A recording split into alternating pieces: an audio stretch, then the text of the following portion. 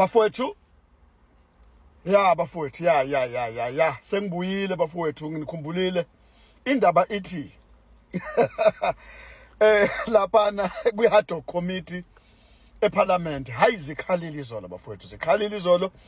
EParliament izolo bekade kukhona igama ba uCedric Isibongo owakaNkabinde.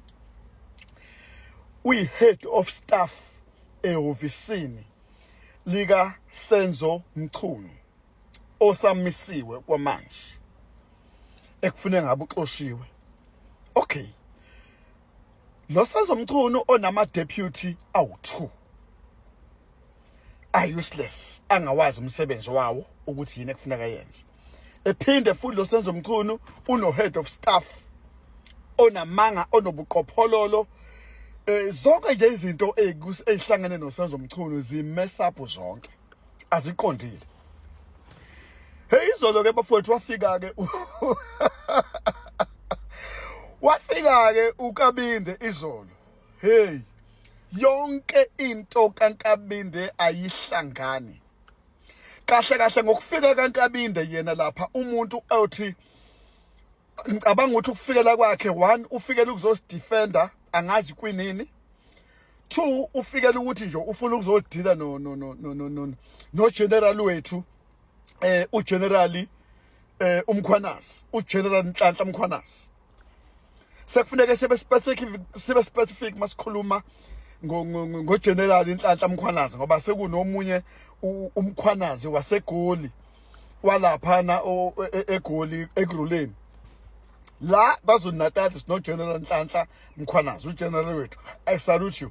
Izolo ke bekukhona umuntu ocabanga ukuthi uzobhekisela phansi noma uzongcolisa igama likabani lika Nhlanhla Mkhwanazi ngendlela abekhuluma ngayo uNkabinde, uhead of staff kaMchunu. Izolo ufika ubeke statement sabo ngoba mazokhuluma afuna ukukhuluma ngento oyibhale phansi ehleliwe. Kwatholakala ukuthi lento azokhuluma ngayo ayihlangani inhlobo nento, into ayibhalile ayihlangani nento esemqondweni nento eyakhulunywa uNhlanhla Mkhwanazi. Hey, bekuhubhula kaPetshana yonke into azoyikhuluma, yabo. Basaba sathe bamkhuza ukuthi ndoda izinto ozibhale phansi la, hayi ndoda ngeke uyasicontradict, azihlangani.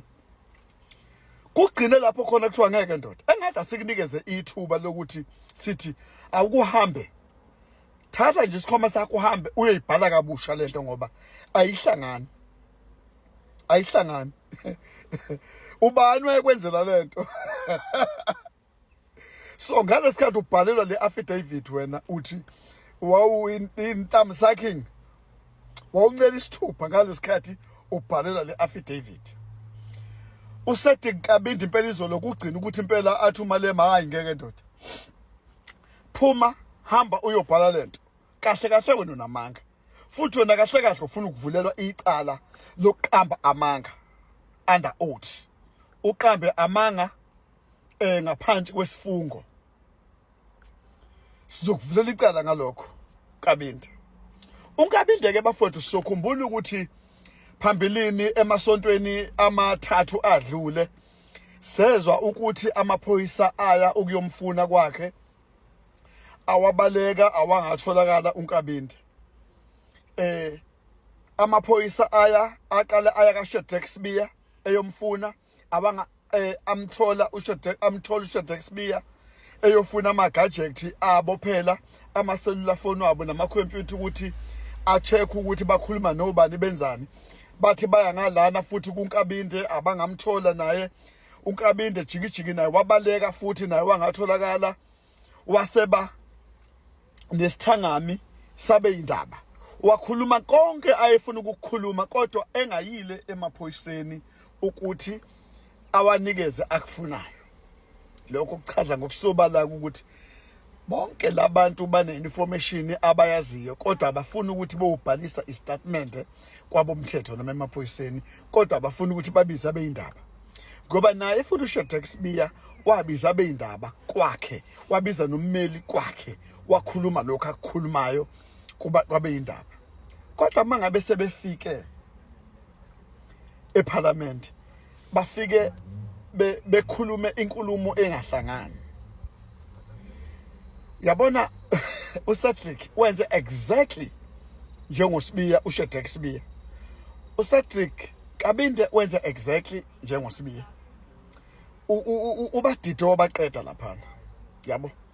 Futhi uma uzolandela futhi nezinkulumo zika ubufakazi buka Mchunu nabo babukade bungahlangihlangani nakhona bubadida eParliament ukuthi abuhlangani ubufakazi benu niphethe into engabambeki yabo.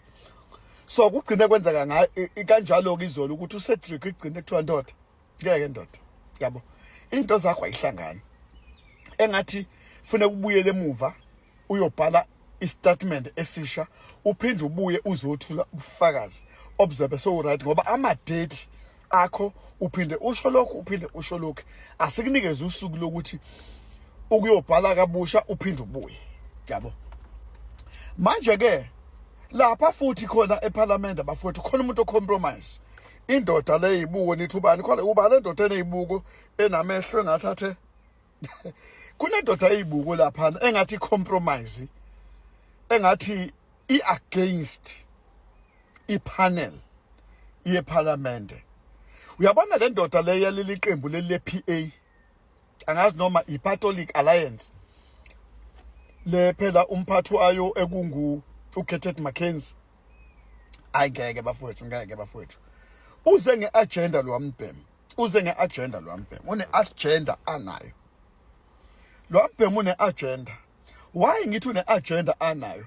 Niyakhumbula ngamzukwane kuyoboshwa umnomzana thizeni eSandton uMolef kwatholakala ilungu lePA lapha futhi elisebenza thizeni kumasipala waseGoli lamiswa laphinde labuya lafungiswa futhi again. Nakhumbula sinenkinga bafowethu lo yamnumzana une agenda ahlezi ngayo lapha engathi uyena against umkhwanazi against nje abantu base South Africa ngoba uma ngabe against uGeneral Mkhwanazi against iSouth Africa awuyithandi iSouth Africa. Umuntu nje against uGeneral Mkhwanazi against iSouth Africa yonke uyisitha seSouth Africa umuntu against umkhwanazi loya solaswa khona loya funeka sibheke bafowethu indoda eyibuko leya hayi bafowethu sisenkingeni sizolinda ke bafowethu uthi uyabuya noKabinde ukuza nestatement esiright uzokhuluma iqiniso kodwa nje ayikho into anayo uNkabinde umqambi manga umkhohlisi akaphethe lutho empty.